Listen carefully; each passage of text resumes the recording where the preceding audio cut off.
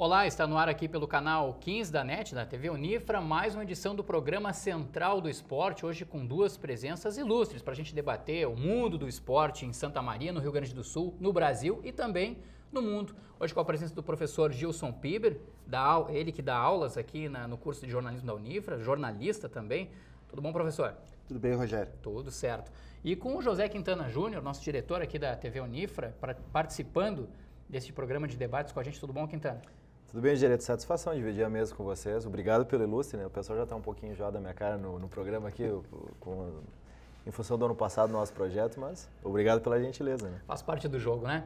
Bom, pessoal, como tradicionalmente, né, a gente vai debater muitos assuntos do esporte aqui. Antes eu gostaria de que o Quintana nos desse uma explicação, porque o programa ele vai ter um formato diferente agora, né, Quintana? A partir de hoje ele começa a ter um formato diferente. Eu gostaria que você falasse sobre esse novo formato que a TV Unifra traz do programa Central do Esporte. Na verdade, o novo formato, né, ele está ainda em construção, digamos assim, porque a gente tinha um sistema de passar as notícias do fim de semana, gravando na segunda-feira, indo ao ar todas as segundas-feiras, o Central do Esporte, com a equipe do Esporte Sul.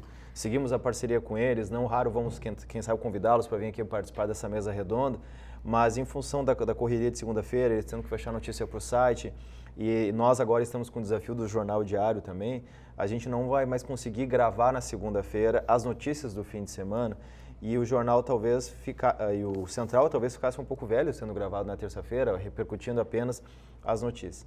Então agora a gente vai fazer nesse formato de mesa redonda com um especialista na área, nosso mestre, o professor Gilson Piber. A gente vai procurar trazer alguns convidados, trazer alguns quadros, algumas histórias interessantes. A gente vai aprimorar o programa e a gente convida o nosso telespectador para que ele nos ajude a construir esse programa da TV Unifra, o Central do Esporte, que tem como missão justamente discutir, trazer as temáticas que são referentes a todas as modalidades da cidade, dar espaço às modalidades que muitas vezes precisam desse apoio do esporte aqui na cidade.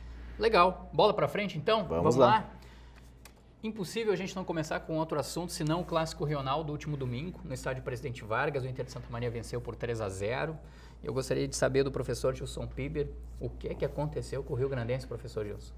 Olha, eu prefiro falar do êxito do Inter SM. Né? A vitória do Inter SM está calcada na sua boa atuação, né? Uma equipe que saiu para cima do Rio Grandense, melhor organizada taticamente e no primeiro tempo, né, fundamentalmente, construiu a vitória, né, 2-0, administrou o resultado, né, no segundo tempo, ainda teve um gol contra no final que decretou 3-0 e o Rio Grandense teve uma atuação muito aquém daquela desejada. Né, o torcedor periquito ele saiu muito decepcionado, né, do estádio, mais de 600 torcedores periquitos, né, dá para dizer que mais de 4 mil pessoas foram ao Presidente Vargas. A gente está vendo, inclusive, imagens do jogo. Quanto ao pênalti sofrido pelo Rodrigão, indiscutível, né? Indiscutível. Um bom atacante, um centroavante de área, mas ele sai para os lados também. Ele sabe jogar nos lados do campo, tem muita força física. Né? Aí o segundo gol, jogada individual, né, do Tafarel e de canhota. Que não é a perna boa. Não é a perna boa, meteu para a rede, o goleiro Rodrigo Feijão já estava se passando no lance, né? E não teve, né, como fazer a defesa. 2-0 com 27 do primeiro tempo, era uma ducha de água fria nas pretensões do Rio Grandense. E aí o terceiro gol, né, a bola sobrou para o Wagner, ele tirou do goleiro e o Jason, né, na cobertura, acabou marcando contra.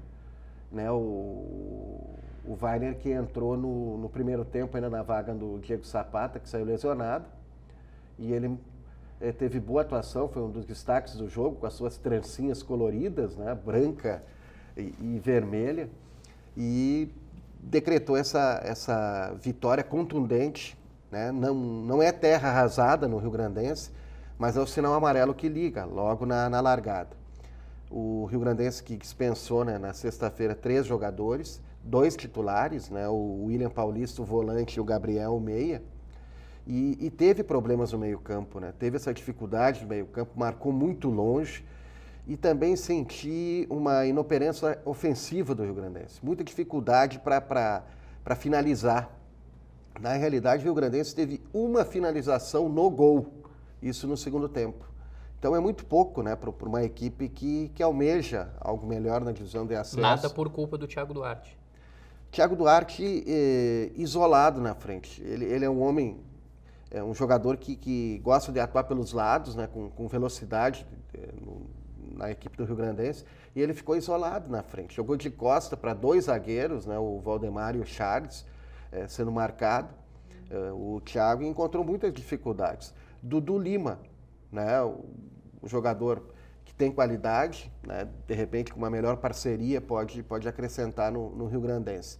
Alex Xavier, o experiente, ex-grêmio, né, foi campeão da Copa do Brasil em 2001, jogou no Inter SM, jogou no Sacrifício também, né, porque ele vinha de lesão, teve que se recuperar. O Rangel, que seria o outro zagueiro, né, voltou ao meio-campo, né, na pré-temporada ele atuou como zagueiro. Então o Rio Grandense quase que teve um time de emergência, né, para esse Rio Now. Vai ter que lamber as suas feridas agora, buscar alternativas do grupo, né? Na minha opinião, o Rio Grandense precisa repor esses reforços, né? Ao menos um homem de referência na frente. O Dinei, né, seria esse homem, também foi dispensado.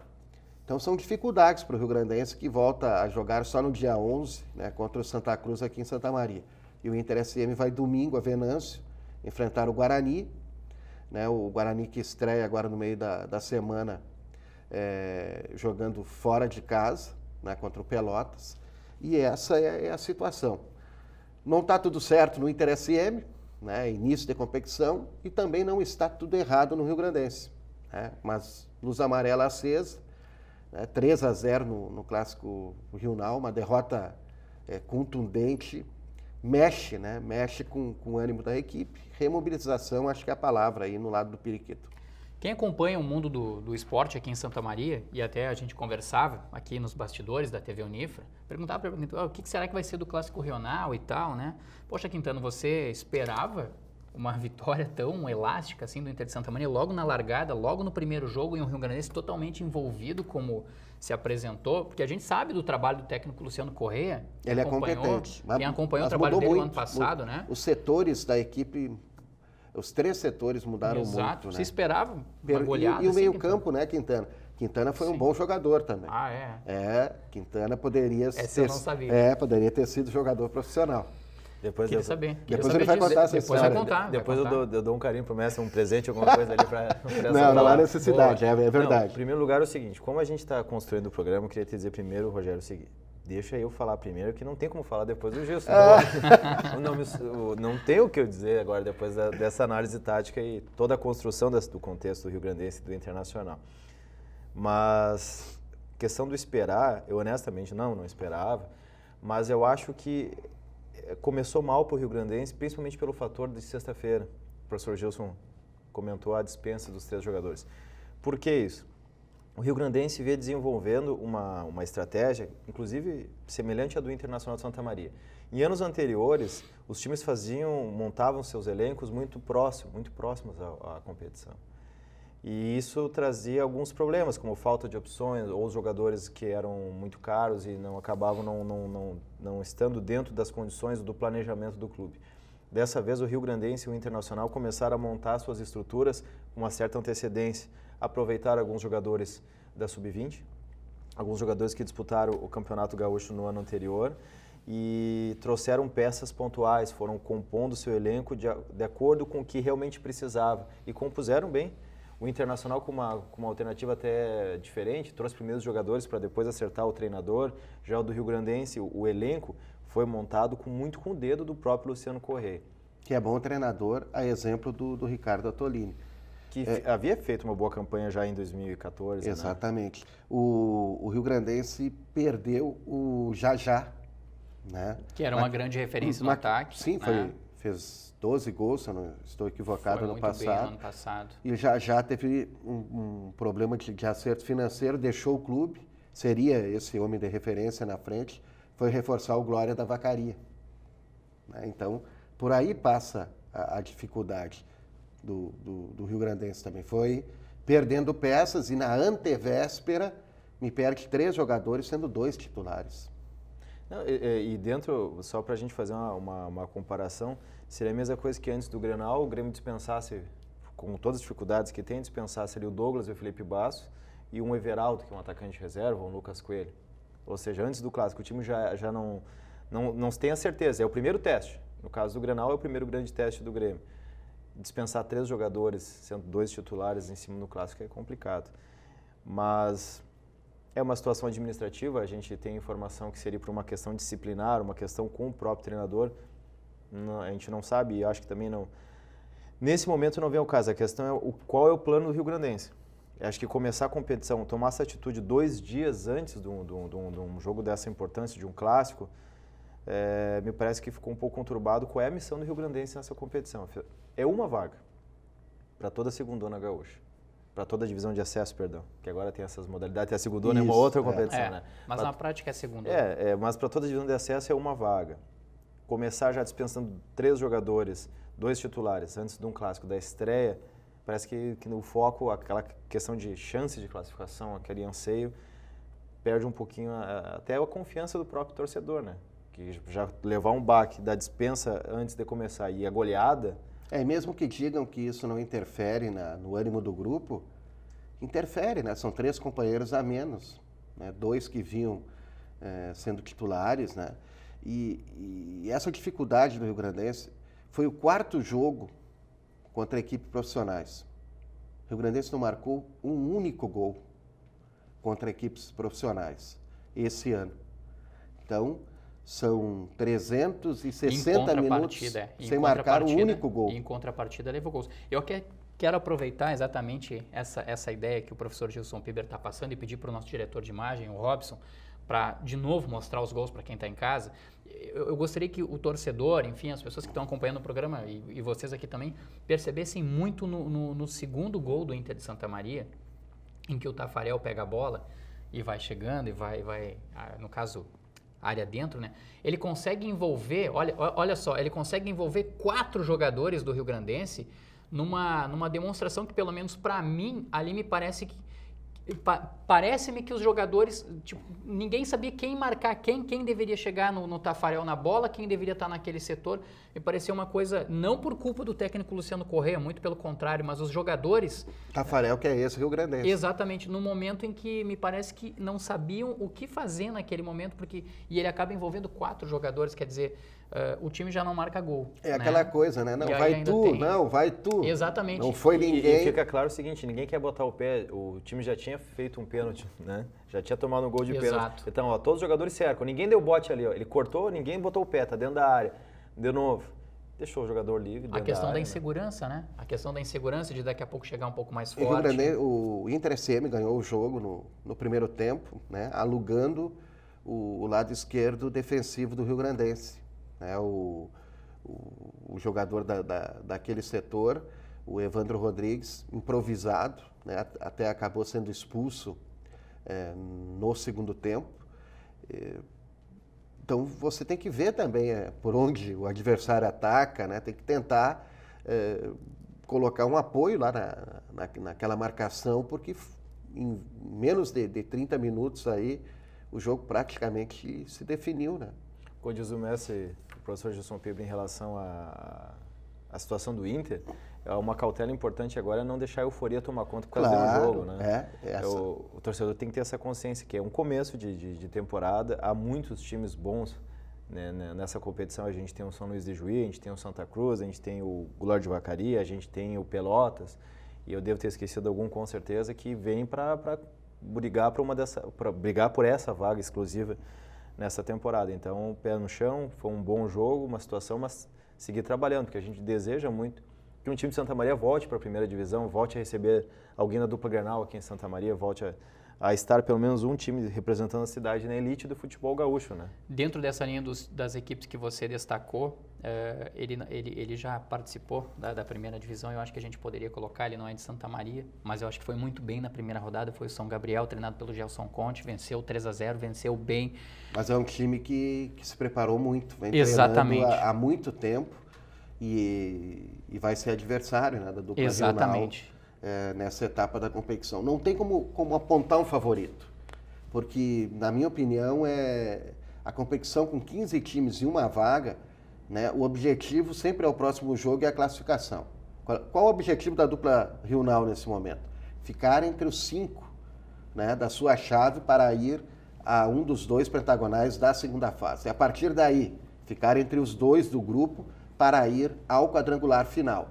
E daí sim teremos a definição da vaga, né? Todos os jogos em turno e retorno. Então uma caminhada longa, árdua, complicada. Uma fórmula bem complicada, bem difícil. Eu acho um desaforo, né, da federação, essa mudança do regulamento. A fórmula até que me agrada. Agora, uma vaga, né, eu nunca vi um campeonato de acesso com uma única vaga. Sinceramente, eu nunca vi. Sempre foram 2 vagas, tivemos recentemente 3 vagas. Agora, uma vaga, isso desestimula. Né? O futebol do interior é difícil de fazer. Eu lembro, Gilson, que nos anos anteriores, lá 2007, 2008, a divisão de acesso tinha uma fórmula muito parecida com intermináveis fases. Mas tinha 2 vagas. Exato, mas isso também, e já era desgastante para os clubes. E eu lembro muito bem o Glória de Vacaria, né? Era uma equipe que chegava, mas chegava ou na penúltima fase ou até mesmo no quadrangular final, e ali não tinha mais pernas para continuar, para fazer a mesma campanha anterior. Por isso eu acho só, nesse caso da fórmula, né, eu acho que talvez a federação poderia ter simplificado mais até para criar um sistema em que todos tivessem perna para chegar até o final. Acredito que passa de uma fase, depois passa de outra, e eu acho que isso aí desgasta muito os clubes, mas todos os clubes que estiveram lá concordaram com a fórmula, né? Paciência. E tem uma questão também que começa-se um novo campeonato após o término do Campeonato Gaúcho da primeira divisão, porque cada clube tem direito a escrever 3 jogadores, né? Sendo que se um jogador que esteja disputando a primeira divisão já tem contrato com um dos times da divisão de acesso e foi por empréstimo para um time da primeira divisão, ele não é contabilizado como um desses 3 reforços. Por exemplo, o Chiquinho é um exemplo. Ele deve vir do Passo Fundo para ele vem para o Inter SM. Santa Maria. E ele já é do Inter e está em não contabiliza entre os 3, né? O Rio Grandense também tem essa situação, se eu não estou equivocado, com o lateral esquerdo, né, o Juca, o jogador que vem também para o Rio Grandense. Então a competição ainda vai desenvolver. Santa Cruz e Pelotas começaram muito atrasados, né, a preparação, né? Então podem ter uma dificuldade nesse início. O Glória tem Ale Menezes, tem Jajá, tem Guto, é uma equipe forte, mas o Glória tem tradição de começar bem o campeonato. Muito bem, e como o Rogério que atua na Serra lá no final enfrenta essa dificuldade. Então uma competição que vai premiar a regularidade. Ainda tem o Panambi ainda que tem o Gabiru para os jogos impossíveis, né? E empatou, o Panambi levou um gol no final da partida, né? Lá e nos acréscimos empatou com o Esportivo, que tem o Valdir Espinosa como diretor e o Rodrigo Carpegiani como técnico, né? O Rodrigo que é filho do Paulo César Carpegiani. Dá para ver por aí a estrutura das equipes, né? E onde a dupla Rio-Nau está metida nessa divisão de acesso. Colegas, vamos fazer um intervalo? Só um minutinho. Destaque para a arbitragem do Clássico Rio-Nau. A arbitragem de Santa Maria, o Márcio Castelli, a Maíra Moreira e o Luiz Euclides Castiglione. O trio foi muito bem. E olha que não foi fácil a vida da Maíra, hein? Porque ela ficou lá do lado da geral, onde a torcida do Inter SM estava bastante concentrada, e a cada lance duvidoso, olha, não era fácil. O trio foi muito bem, o Márcio Castelli acompanhando o jogo, né, de cima, deu os cartões que eram para dar. E o fato negativo, a expulsão do Maico Sapucaia, né? Foi expulso numa substituição, né, numa discussão com o Alex Xavier, deixou o Inter SM na mão, né, porque foi expulso naquele momento, o Inter SM ficou com um homem a menos, e o Michael está suspenso, né, não joga lá em Venâncio. No Edmundo Fax. Vamos fazer então intervalo, a gente faz um intervalo rápido, e daqui a pouquinho de dupla Grenal, torcida mista aí no Grenal, né? Pra gente debater um pouco esse assunto. A gente já volta.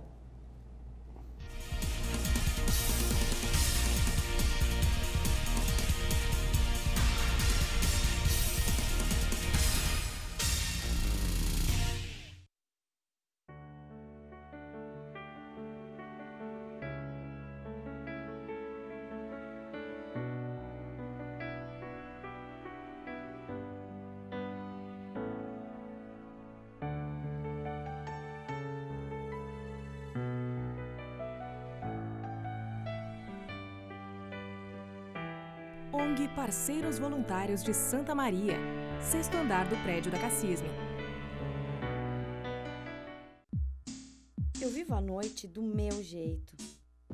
Se tem diversão, tô dentro. Eu gosto é do movimento, da vida, mas alcoolizada, eu não dirijo.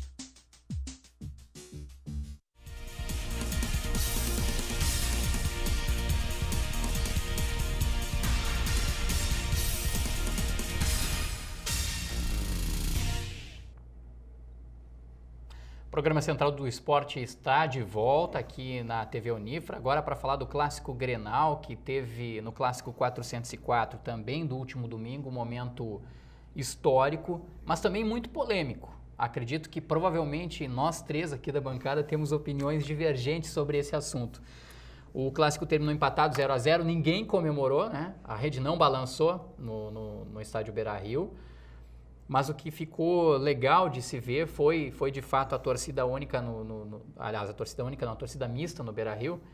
E eu já vou aproveitar aqui para colocar minha opinião. E eu sei que talvez ela vai gerar uma certa divergência aqui. Eu achei bonito, achei legal, acho que a iniciativa é válida, mas eu não vejo a necessidade de torcida mista para os clássicos. E explico por quê. Eu acho que quando o torcedor vai ao estádio, se ele for com a mentalidade de que ele vai torcer única e exclusivamente para a sua equipe, que ele não vá com o intuito de brigar, que ele não vá com o intuito de arrumar confusão, e sim aproveitar aquele esporte, aproveitar aqueles 90 minutos, eu acho que não existe a necessidade da gente colocar a torcida mista, cada torcida vai ficar no seu espaço, cada torcida vai respeitar o espaço da outra e vai literalmente torcer para o seu time, apoiar seus ídolos, empurrar a sua equipe.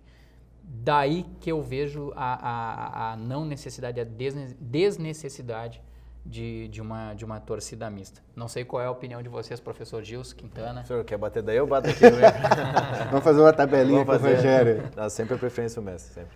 Não, eu entendo o teu ponto de vista, Rogério, mas eu acho que premia a torcida mista a questão familiar, né? A questão familiar de um pai, né? Ir com a sua esposa, ir com os filhos. E geralmente isso acontece, né? Na família, né? Uns torcem para uma equipe, outros torcem para outra. E é diferente de pegar esse torcedor e colocar ele, né? Junto com as torcidas organizadas. Né? E nós vimos o que ocorreu no Beira-Rio, né?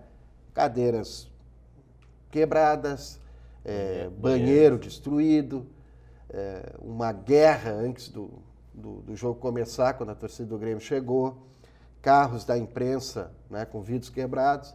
Então, eu saúdo essa questão da família, né, da família poder ir ao estádio, ficar num local agradável e torcer pelo seu time, né? Então, eu vejo por esses olhos, porque colocar, né, eu duvido que um pai, uma mãe, um filho pequeno, ele vai ficar junto com a torcida organizada lá. E Grenal, a gente sabe que os ânimos ficam mais acirrados, assim, né? E tem gente que já vai pronta para os estádios, né? Já vai pronta e com um único intuito, né? De brigar. Não vai nem para torcer, vai para brigar. Então, nesse aspecto, assim, eu acho importante o que foi feito, né? Quanto à torcida mista. O Grêmio já acena com essa possibilidade, né, de ceder mais ingressos e até de colocar a torcida mista na arena. Eu vejo com bons olhos. Agora, o tempo vai dizer se isso foi acertado ou não, né? De repente tem um mais exaltado lá na torcida mista e dá um quebra-pau, dá uma briga lá e toda essa situação vai por terra. Eu acho que a torcida mista, como o professor falou, é uma experiência, né? Foi um primeiro teste. E eu acho que se fez uma campanha muito grande por parte de toda a mídia, toda a imprensa nacional, inclusive, porque isso foi destaque ontem na imprensa nacional como um aspecto positivo, porque na torcida mista não houve problema. O caminho do gol, que é o trajeto conhecido em torno do estádio Beira-Rio, que foi criado na Copa do Mundo. E que isso, sim, na minha opinião, é uma atitude muito legal, é uma decisão muito legal. Proporcionou situações como, por exemplo, pai e filha, que torcem para times opostos, poder sentar lado a lado. Porque a questão da separação das torcidas, e a separação das torcidas gera um outro problema. que é a questão de tu, não precisa nem ser organizada, mas alguém de uma torcida organizada adversária enxerga um bloco de torcedores do outro time, pode ser de família, eles podem não pertencer a grupo nenhum e serem agredidos. Acontece muito isso. E eu que sou torcedor do Taguá, lá de Getúlio Vargas, né, nunca fui num clássico Grenal, justamente por isso. Porque tu sair de casa com a camisa do teu time, em dia de Grenal, significa um risco absurdo ao extremo da ignorância do ser humano. Certa feita, nós estávamos em Porto Alegre num congresso do Intercom, e era jogo de um dos times da dupla Grenal, e eu entrei no ônibus com a camisa da cor adversária contrária, não com uniforme de time nenhum. E eu quase apanhei dentro do ônibus, normal de Porto Alegre, indo para a PUC, do centro, me dirigindo a PUC, quase apanhei, porque os torcedores do time que ia jogar naquela noite não admitiam a utilização daquela cor naquele dia. Mas aí eu acho que é preciso fazer uma diferenciação. Nesse caso, na minha opinião, não eram torcedores, né? Mas como Começa por aí. Mas aí não eram torcedores. Aí já era qualquer outro tipo de situação relacionada a clube, mas não torcedor. Quando o professor Gilson Piber coloca essa questão da torcida organizada, eu entendo perfeitamente, professor. Mas eu acredito que há uma possibilidade de convivência pacífica onde a torcida organizada pode ficar lá no espaço reservado para ela e que ela vá para torcer especificamente. E é difícil, a gente sabe, muito extremamente. E os familiares, as pessoas de família também vão ocupar um espaço que necessariamente não precisa ser exatamente ao lado da torcida organizada, né? Mas podem ficar. Eu entendo perfeitamente esse ponto de vista. Vamos citar alguns exemplos, né, da torcida do Grêmio na arena, né? Atrás da goleira tem um espaço reservado onde fica a geral do Grêmio, determinada torcida. Né? Nós tivemos vários episódios, né? O episódio contra o Santos, onde o restante do estádio vaiou, né, o procedimento adotado por torcedores que ficavam naquele local atrás da goleira. Então, aí já reside, né, uma situação complicada. Torcedor que vai ao estádio, claro que aquele ingresso é mais barato, né, quem não tem a condição financeira para comprar o ingresso em outro setor, ele se vê obrigado a ficar naquele lado mais distante daquele grupo que torce, mas é um grupo que, vamos dizer assim, ele vai para tudo. Vai para o jogo, ele não mas vai especificamente não, só para torcer. Não vai só para torcer. Se tiver que brigar, ele vai brigar. Se tiver que bater, ele vai bater. Se tiver que xingar, ele vai xingar. A tese do Giaretta ela é interessante. E não encare isso como uma provocação, tá, Gê? Mas a ideia é a gente justamente colocar as opiniões aqui. A ideia do Giaretta ela é interessante no sentido que do estágio ideal da coisa, né? O ideal era que não tivesse torcida mista. E o ideal é que as torcidas se comportassem. Exato. O ideal é que o torcedor que fosse ao estádio só torcesse, só assistisse o jogo e ok. Na Inglaterra, vocês acompanham, né, a Premier League. Na Inglaterra, todo mundo sentadinho, torcendo para a sua equipe. Tem o espaço da outra torcida. E foi um país que enfrentou problema com os hooligans por muitos anos. Né? Na Liga dos Campeões, né, em outros campeonatos, você compra o ingresso e fica no lado ali do torcedor. Adversário. Adversário, rival, no sentido do jogo dentro de campo. Mas voltando... Aqui é muito complicado. Não, e para concluir só essa questão, o Rogério está falando do ponto ideal, o que deveria ser a torcida. Mas vamos para o real, como ocorre hoje. As torcidas organizadas... Eu vou usar um termo que não sei se é até apropriado, mas as torcidas são o câncer do futebol brasileiro. Elas são o grande problema do futebol brasileiro. Por que isso? Pega qualquer torcida organizada dos grandes times do país. Vasco, Atlético Paranaense naquele Campeonato Brasileiro de 2013, aquela briga em Santa Catarina. Eles já estavam cumprindo uma punição por questão do comportamento das torcidas. O que aconteceu? As duas torcidas brigaram. Por sorte, ninguém morreu, mas o nível de agressão poderia ter acontecido algo pior. Agora, o Grenal da torcida mista. Só teve um problema, foi com quem? O jogo do Inter, despedida do Fabiano Ponteiro, camisa número 7, que um torcedor levou uma facada dentro do estádio, por parte de uma torcida organizada que não se dava com a outra torcida organizada. Do mesmo clube. Do mesmo clube. E isso não é só no Inter. Não, tu deu o exemplo da torcida do Grêmio, a briga lá pelos poderes, o número 1, o número 2, quem manda na torcida, que é o chefe da torcida. O Giaretta está correto quando ele diz que esse seria o ideal. Mas, na prática, vai ter que ser feito um processo onde essas torcidas sejam severamente punidas porque o Grêmio foi eliminado da Copa do Brasil, uma decisão inédita por causa dessa atitude. Não foi uma coisa apenas de perda de mando de campo. O Grêmio foi eliminado numa competição por atos racistas de uma torcida.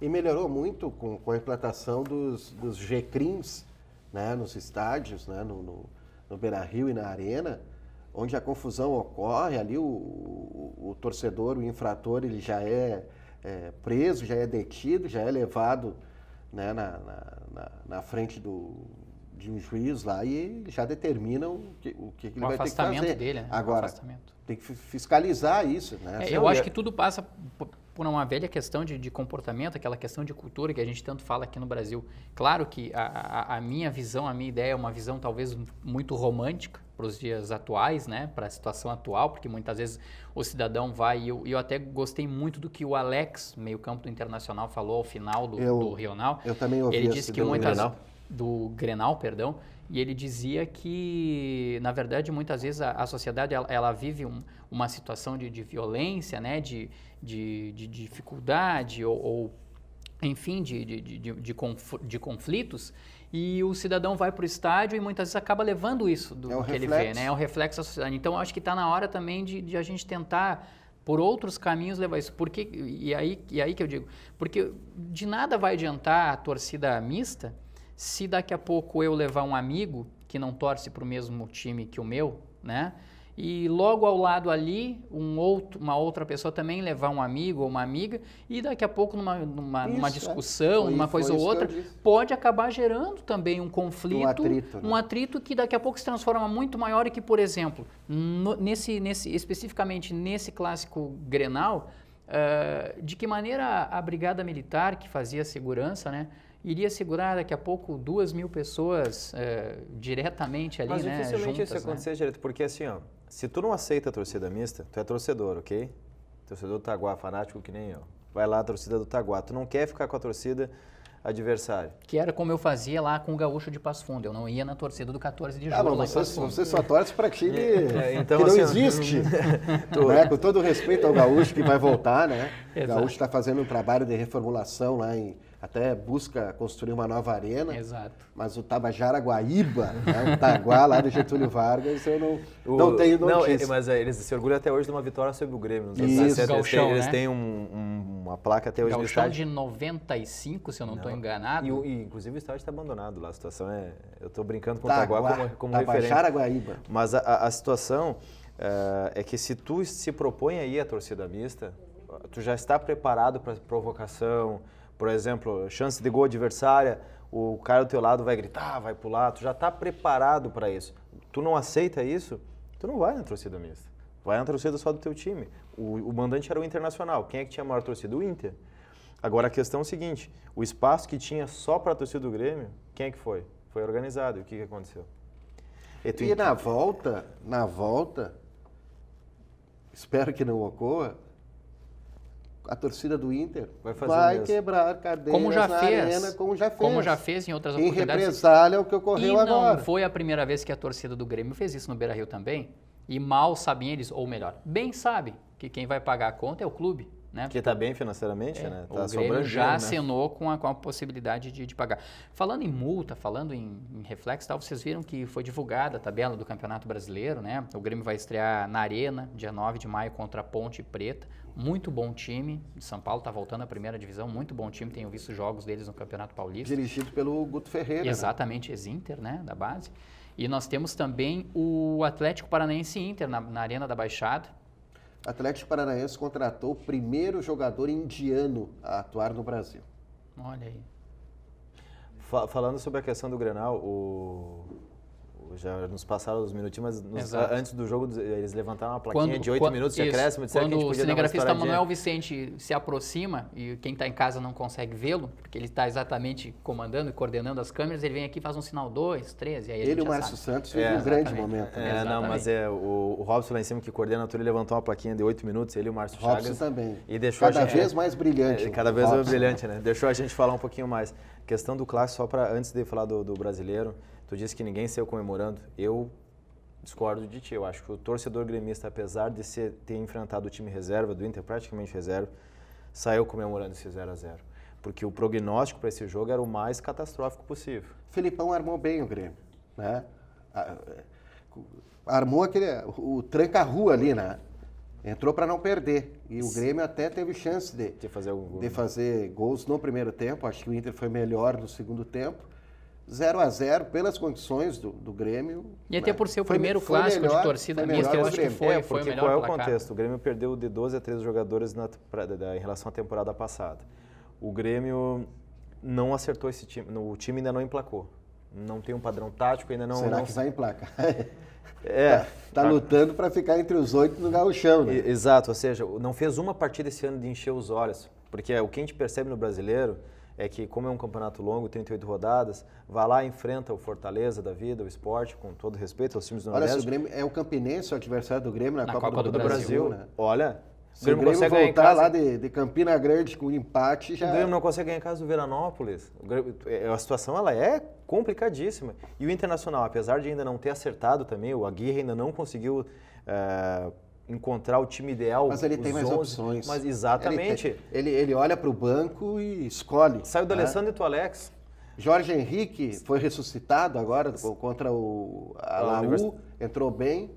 Né? Deve jogar de novo contra a equipe do Emelec. Sai o Arangues, entra o Anderson, ou seja, tem mais opções. Tem opções, mas não é aquele time que a torcida queria. Basta a gente lembrar os jogos do Inter na Libertadores contra o The Strongest, teve a questão da altitude, é verdade, mas eu acho que o time do Inter poderia ter tido um rendimento melhor. Mas vai encaixando. Jogo, né? Vamos ver agora contra o Emelec. Essa semana, Inter, contra o Emelec, a gente vai ter uma base. Nesta quarta-feira, contra a equipe do Laú, que é a 8ª colocada no Campeonato Chileno, com todo respeito. Fez uma boa partida contra o Inter, o resultado foi E enganoso. o Inter, assim, o resultado de 3-1 escondeu uma série de fatores em que a equipe do Chile poderia daqui a pouco ter saído de Porto Alegre com empate. Mas o que eu concordo contigo é assim, talvez o Inter não tenha futebol ainda, ou não tenha demonstrado futebol para ganhar a Libertadores, mas tu entende que comparado ao Grêmio, a situação... Está bem à frente. Para esse Grenal... Eu considero que o jogo contra o Emelec, né, seja menos difícil do que contra a Laú.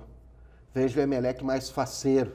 A informação é de que a equipe vai jogar, os equatorianos vão jogar atacando o Inter. Então. E o Inter estava pressionado, né? Precisava vencer a Laú. Então, contra o Emelec, eu acho que o time entra mais tranquilo, descansado, né?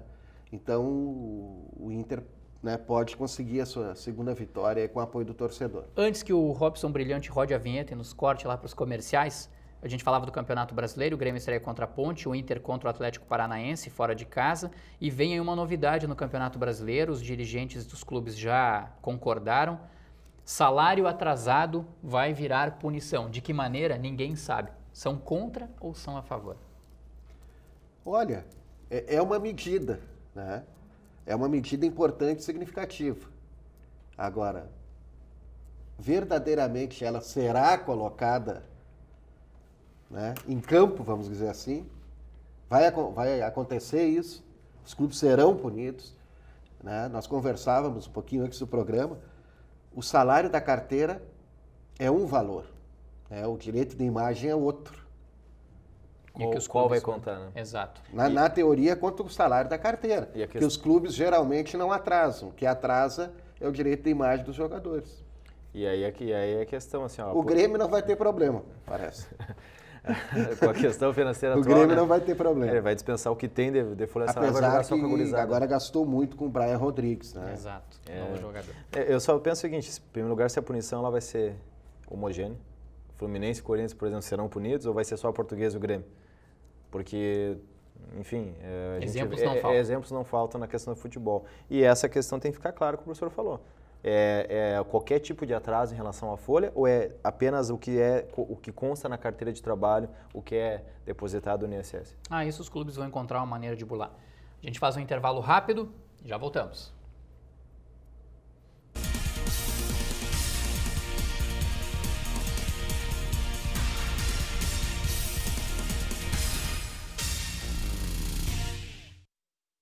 Segundo o INCA, há em torno de 500 mil pessoas com câncer no Brasil. Estima-se que em torno de 70% das crianças com câncer podem ser curadas. O estado tem apresentado um declínio em óbitos por câncer entre as crianças. Infelizmente, o câncer ainda não tem cura, mas podemos amenizar a situação. Por isso, pedimos a sua ajuda. Seja um amigo do CAC, apoie essa ideia e ganhe um selo do projeto.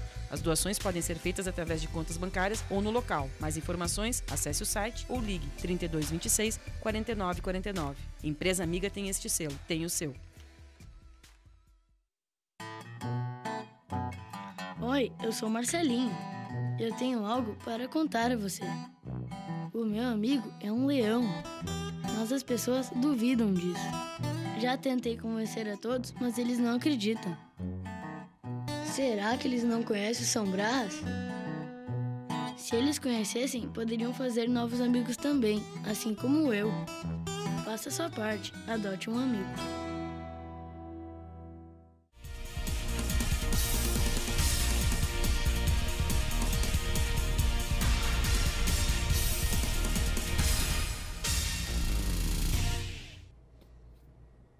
Central do Esporte aqui pela TV Unifra, volta do intervalo, hoje com duas presenças ilustres, professor e jornalista Gilson Piber, diretor da TV Unifra e jornalista José Quintana Júnior.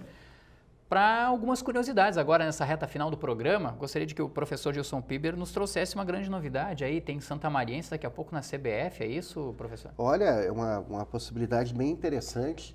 O Diogo Giacomini, formado aqui em Santa Maria, né, pela UFSM, Educação Física, ele esteve recentemente no Palmeiras e chegou às semifinais da Taça São Paulo de Futebol Júnior, mas por questão até familiar, profissional, ele resolveu retornar a Belo Horizonte e trabalha no Sub-17 do Cruzeiro. E ele é um dos cotados, né, para assumir uma das seleções de base do Brasil. E tem grande chance porque com a queda do Alexandre Galo, né, da condição de coordenador, quem assumiu foi um dirigente do Palmeiras que trabalhou com o Diogo. Né? Então há essa valorização do Diogo, que já está preparando também jogadores do Cruzeiro, que logo vão estar na equipe principal lá de Minas Gerais. Para quem não sabe, né, o Diogo também já trabalhou no Atlético Mineiro, se eu não estou enganado. Sim, no Atlético Mineiro. E o Bernard, que esteve na seleção brasileira, foi um jogador que passou pelas mãos do Diogo, né? Então é muito legal esse aspecto assim. Santa Maria também revelando técnicos, né? Vinícius Munhoz está no Grêmio Osasco de São Paulo, disputando a A3 Paulista. Ano passado ele foi vice-campeão sub-20 lá em São Paulo, pelo Grêmio Osasco, perdendo nos pênaltis para o Corinthians.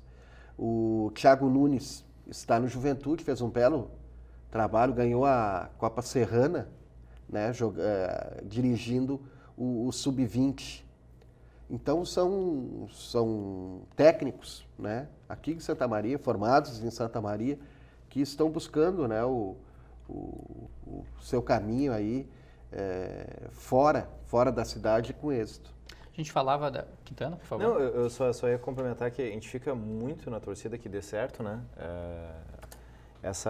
Se concretizando a saída dele para a CBF, principalmente pelo momento que a gente vive do futebol brasileiro, né? A questão de formação de jogador, essa questão da garimpagem, se for do Bernard. Tu falaste em romantismo no futebol, né? Não é que eu seja um cara não romântico no futebol. Tu vai ter que contar aquela história que o futebol perdeu um craque e o jornalismo ganhou, né? Não digo um craque, mas que fazia volume na área, ali fazia. Mas vai ter que dar um gancho depois dois rapazes aí que não estão acreditando. Mas a questão maior é que o Brasil ele tem que perder aquela ideia que se produz atleta em árvore, né? Que é o natural, o Brasil revela jogadores. Se a gente acompanhar alguns grandes centros hoje, a formação de atletas ela é feita minuciosamente. O lateral ele sabe o que ele precisa fazer, desde a questão da marcação, do cruzamento, a composição, noção tática. Tu pega o futebol brasileiro, conversar com tática com um jogador profissional é piada. Para eles, tática se resume a esquema, 4-4-2. Tá, mas o que tu tem que fazer em campo, meu filho? Mas é que o jogador com 16, 18 anos, ele já está com a vida feita. Né? Já quer ir para a Europa, joga um ano no profissional, já quer ir para a Europa. E agora vai para o Catar ou para a China, né? Tem os marrentos, né? Tem os marrentos. Qual é a história aquela que o jogador ex-grêmio que veio para o Inter agora... O Anderson? O Anderson tinha quantos celulares, né? 3. O Anderson ficou 10 anos na Inglaterra e não aprendeu a falar inglês. Mas ele voltou um pouco filósofo, né? Tu lembra por favor, a frase, né? o provérbio citado por ele na partida? O português dele foi meio assim... Só erra quem erra. Ele ficou muito tempo no Porto, né? E aí o português dele hoje é mais um português de Portugal, que ele fala, do que um português aqui do Brasil, né? Mas o Anderson, de fato... saiu muito jovem daqui, depois da heróica Batalha dos Aflitos. Sabe a história dos 3 celulares que o Gilson falou? Não sabia dessa história. Quer contar, professor? Não, pode. Não, o Grêmio vivia aquela situação caótica 2004, tanto que foi rebaixado, e o Cuca já não conseguia achar alternativas, jogadores que pudessem compor o elenco, e aí ele olhou um guri da base com 3 celulares assim, ele olhou, mas para tu ter 3 celulares, tu tem que jogar bola, né? Ele olhou assim e disse, olha, melhor que esse tu tem aí, eu jogo. Aí o Cuca pegou e promoveu ele para o profissional. E ele jogou um Grenal, fez um gol, inclusive, aquela vez que o Grêmio perdeu por 3-1 no Olímpico. O Anderson foi um dos que fez. Aliás, tática, foi o único que fez o gol pelo Grêmio. O crescimento do Neymar, né? Não só na seleção brasileira, mas no Barcelona. Tem que voltar, tem que marcar. Eu vi um jogo o Neymar tirando bola de cabeça no escanteio contra o Barcelona. Tem que passar a bola. Né? É uma outra ideia, né? É uma realidade, né, bem diferente. E eu puxei esse gancho, no filme eu alonguei no gancho, em função do... O Brasil ficou em quarto agora no Sul-Americano, né, Sub-20. Foi horrível, foi horrível. E o Galo perdeu o poder, vai comandar a Sub-20, não sei até quando, mas mudanças virão por aí. Tem o Pan-Americano. Mais mudanças. Então daquele time ali, nenhum jogador promissor. Tem a Olimpíada no ano que vem. E no Brasil, né? E no Brasil, é complicado. E a relação do Galo com o Dunga não é muito boa. Senhores, a questão de 10, 12 dias atrás, o River Plate da Argentina pensou que estivesse descoberto a fórmula mágica para vencer na altitude. E é uma história que muita gente sabe, inclusive você de casa. O River Plate tomou Viagra, os jogadores tomaram Viagra para enfrentar o San José, jogando na cidade de Oruro, na Bolívia, no Peru, perdão, 3.700 metros de altitude, perderam o jogo por 2-0, e uma coisa, claro que a gente acha tão engraçado isso, né? Mas me ocorreu a seguinte pergunta: não é considerado doping uma vez que eles estão utilizando uma substância para melhorar a oxigenação, para ter mais ar, vamos dizer assim, para respirar melhor na altitude? Me ocorreu isso, embora nem a FIFA, nem ninguém proibiu, né, o uso, mas me ocorreu exatamente essa situação. O fato é que o River Plate pensou ter descoberto a fórmula mágica para vencer na altitude e acabou não vencendo. Se entregou no fim, né? Perdeu 2-0, eu vi esse jogo. Olha, se o pessoal tomou Viagra, não... E além de Viagra, não rendeu café, muito, viu? No jogo não... Em campo eu não sei, se eles levaram 3 dias para voltar para a Argentina, para voltar então, normal para casa. É verdade, eu sei que não além nada. do Viagra, teve aspirina ingerida e teve também cafeína, né? Então, principalmente no segundo tempo, imagina... No primeiro tempo eles conseguiram 0-0, mas depois acabaram tomando 2 gols. Mas o Inter teve os tubos de oxigênio. O River também fez uso disso e também não adiantou. A questão é que a FIFA até hoje não proibiu, ela chegou a cogitar uma temporada proibir a questão dos jogos na altitude, né? Os times que estão acostumados com essa situação acabam levando proveito, é o caso do The Strongers, né? E dificilmente vai ganhar alguma partida fora de casa, mas dentro de casa se vale dessa questão da altitude. Enquanto a FIFA não proibir isso, aí é essa discussão, estão tentando de tudo, né? Porque, na verdade, o efeito que o Viagra estimula é o aumento da circulação sanguínea. Exatamente. Né? Mas não deu certo. Veremos. Na bola, pelo menos, não deu certo. Né? Não deu certo. Na bola de campo. Isso. Reta final do nosso programa. Eu quero saber se o Quintana vai ou não vai contar aquela história pra gente. Foi craque. Quero saber. Não, quanto tempo nós temos aí, Vicente? Pergunta pro Robson. Né? Não, mas tem que ser... Encerrou? Não dá. Vai ficar pro próximo programa, a gente fica com fã de curiosidade. Última do professor Gilson Piber. Não, eu só tenho a agradecer o convite. Eu fico muito satisfeito, feliz, né, lisonjeado de poder, né, compartilhar a mesa do programa com vocês, com a equipe da TV Unifra. O Rogério já conheço há mais tempo lá da universidade, né? Um amigo de longa data, um profissional capacitado. O Quintana também foi nosso aluno, mas, né, vê-los aqui hoje como colegas é uma grande satisfação mesmo. Fico muito feliz, e não só pelo trabalho profissional, pela pessoa, né, que ambos são. Então isso me deixa muito feliz e eu espero que o programa tenha vida longa com os outros convidados e a gente possa, né, de uma maneira descontraída, falar sobre esporte. Aí o pessoal pode mandar e-mail para a TV criticando, sugerindo, exato, enfim. Mas eu tô muito contente e agradecido pelo convite. Quintana? Fica o convite, mestre, já para tu se tornar um membro fixo aqui do programa. No ar a gente faz essa pergunta. Eu sei que ficar no compromisso, a sua agenda é corrida, mas primeiramente a ideia do programa é que a gente consiga discutir os membros do esporte aqui da cidade, também do estado. A gente hoje discutiu o Grenal, discutiu essa questão da seleção brasileira, mas que a gente, acima de tudo, dê oportunidade para o esporte da cidade, que muitas vezes carece, não só no futebol, em vários setores, de um incentivo, de um apoio. E queria dizer da minha satisfação de poder dividir a mesa com o senhor, que me ajudou a dar os primeiros passos no rádio esportivo. O pessoal fala, nós não vamos cortar a mesa, né? Não. Compartilhar, né? O pessoal, não.